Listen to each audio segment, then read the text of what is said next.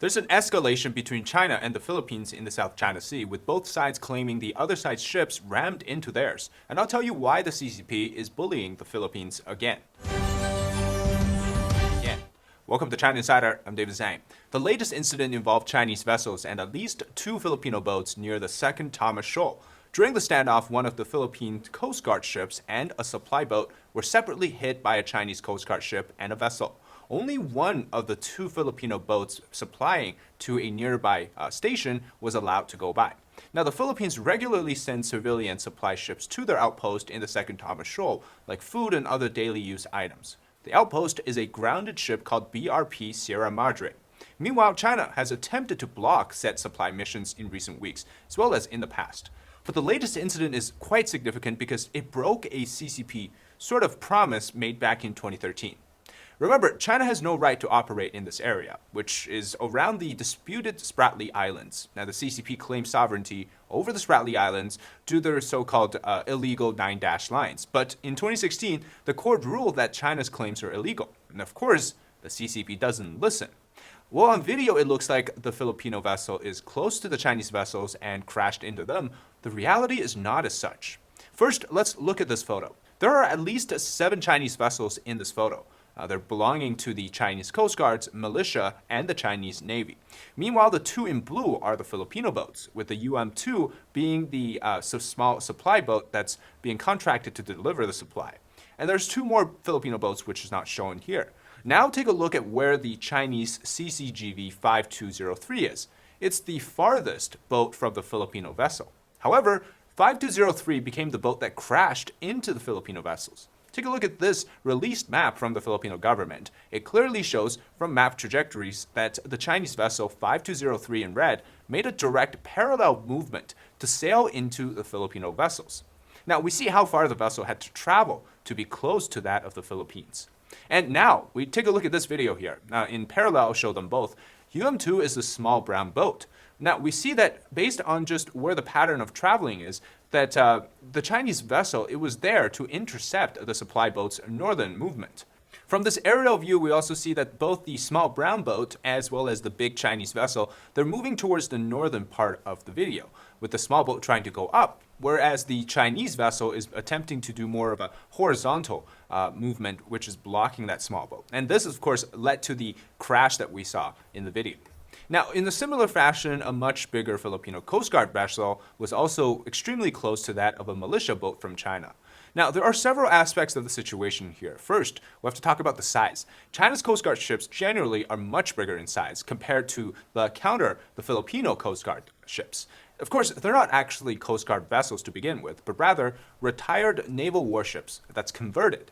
So we're able to create sort of an image here where you see multiple Chinese ships creating a scenario called blockade, which is to encircle and stop the Filipino vessels from passing by, and in this case, it's to complete a supply mission. Now, second, the numbers. There are way more than triple the number of boats from the CCP and its Coast Guard unit compared to the Philippines in the area. And the CCP comes in numbers with the clear intent, which is to block the mission of the Filipinos, which is to supply. And what the Chinese regime fails to disclose is that there were about 5 Chinese Coast Guard ships, 8 accompanying vessels, and 2 naval ships in the entire area. And that's according to the Associated Press. Although we only saw 7 in that photo, they formed a blockade big enough to stop or prevent the passage of ships in the area, which again is international water. And third, it goes to say that the vessels got really close, as we've seen on video.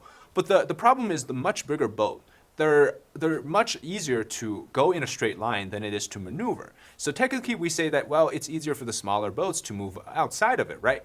But consider this. The Filipino boats, they're trying to go north. If they're not turning enough, they will always meet up with a bigger boat. And because of this, while they were trying to move in the trajectory, the Chinese boat was sailing in a straight line, which is directly cutting off where the boat was going. Yet, on the Chinese propaganda, they're basically lying, saying that, oh, look at this video here, which is clearly edited to just show the moment of the crash, and taking this small portion of the video to justify it as so-called evidence, saying that the Philippines is the one that crashed into the Chinese vessel. Now, before we continue, let me do my sponsored segment. Blueberry Quality Product has a new product called Cloud No-Show Socks. Now, this is a super popular brand of no-show socks, not only because of quality and comfort, but also because it is designed with your feet in mind. They're form-shaped and uses quality cotton material, and the top of the sock is designed with a horizontal curve, a non-toxic silicone anti-slip strip on the heel, and a non-stretchy elastic band around the perimeter. So, say goodbye to slipping socks into your shoes. The top quality material also ensures it's moisture-wicking and odor-resistant. In fact, Cloud never does discount on their products on their website or on Amazon. But what we've done is negotiate a special deal for you guys. For the price of 5 pairs in a bundle, which is about $65.99, you get 2 additional pairs for free. So that works out to be about a 21% discount on the bundle. Although Cloud socks are not part of the 15% discount that I offer with my code, but you can actually get a 21% discount, which of course is much bigger. And you still get free shipping in the US if you spend $70 or more. And if this product isn't what you need, share it with your friends. Maybe they wear no-show socks. It's a great gift as well. So click my link in the description and check out Cloud No-Show Socks. Since our last coverage on the recent fisherman incident around the Scarborough Shoal, which is north from the incident we're talking about today, there's been another escalation of aggression by the CCP maritime goons in this part, which is now, again, very much close to the Philippines.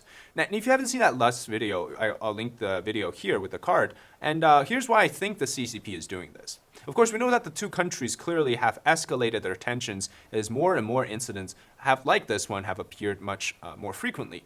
In our previous episodes, we talked about how there's a 3 warfare strategy, or 3 campaigns the CCP will use to defeat the United States. The first one is in Europe, right? We saw that with the Russian-Ukraine war. The second is in the Middle East, with the ongoing situation around Israel and Hamas. And the third will be in Asia. Well, I can't say that the CCP will force a Spratly Islands takeover or something to invade the Philippines. What I can predict is that the next conflict in Asia has to be about defeating U.S. interest, in particular, partners in the first island chain.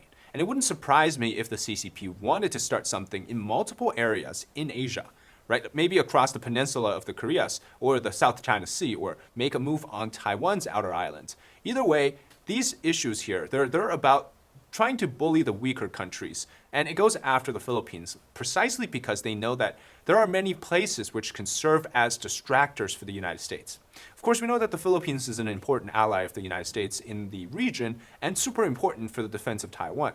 So what they're doing is they're testing the ability of the United States to operate and to execute orders in multiple areas at the same time. And we're talking about quality execution. The Chinese Navy recently postured 6 ships in the Mediterranean Sea, so we're seeing that this is part of the Cold War stage where both sides are playing chess with each other. Now, of course, China is creating problems with the help of Iran and Russia, and they're stepping up aggression because it has come to that point. Of course, there's no reason to hide their intentions anymore, right? The evil axis has formed. China, Russia, Iran, North Korea, and its goons around it, right? And the Chinese Navy has used paramilitary or civilian disguised ships to do their dirty work all the time. We see it in the South China Sea. We've also seen it recently with the Baltic Sea telecom cables that were severed. There's 2 culprits. One of them is the Chinese container ship New Polar Bear, which has seen a direct sailing pattern, according to data, that it was near the Baltic Sea cables when the incident happened. I mean, it wouldn't be hard to stuff a team of special operators in a container and then just have them dive in to do the work.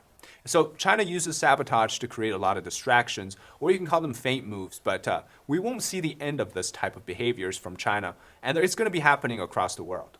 Now, these coercions against the Philippines in particular, they were used to draw submissions to China's power. But recently, because the Philippines has essentially grown more willing to protect their interest when it comes to the fishery, as well as when it comes to territorial sovereignty, of course, because the U.S. is backing them up. But this is a change, a dynamic shift in the Philippines as well. So there's a saying in China, right? If playing nice doesn't work, then they resort to violence. Because they no longer pretend to be a free and nice country to the Philippines, they're more willing to act aggressively in trying to stop the Filipino ships in this, what we essentially see is breaking the relationship that has maintained its peace for the time being.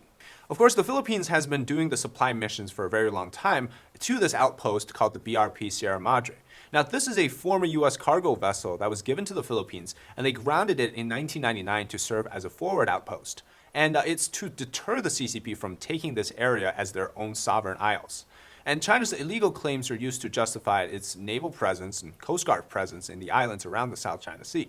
But keep in mind that this area is very close to the Philippines and very far from China. But because the CCP is an international bully, their thug mentality says everything belongs to them. Probably they think that Saturn also belongs to them because one of the previous emperors saw it in the night sky.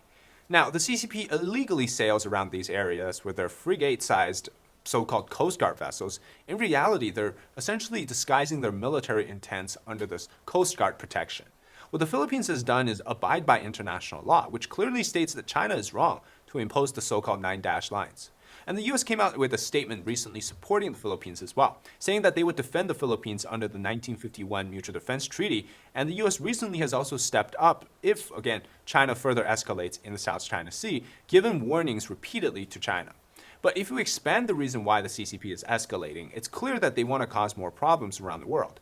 They've gone essentially back to their words of what they promised back in 2013. Here's a brief history of the dispute over the second Thomas Shoal.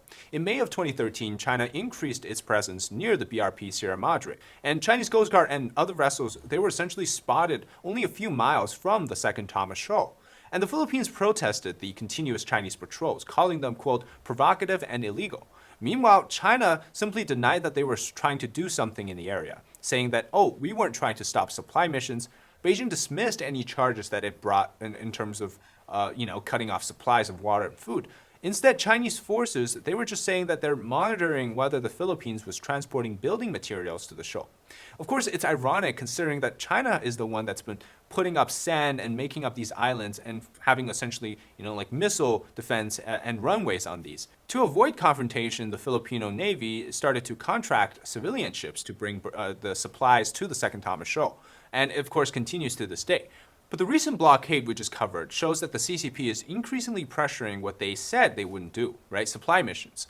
It's salami slicing, which is basically saying that they're trying to move, and despite their promise that they made back in 2013, they've continued inch by inch to break that promise. And that's if we say that they weren't lying back then either.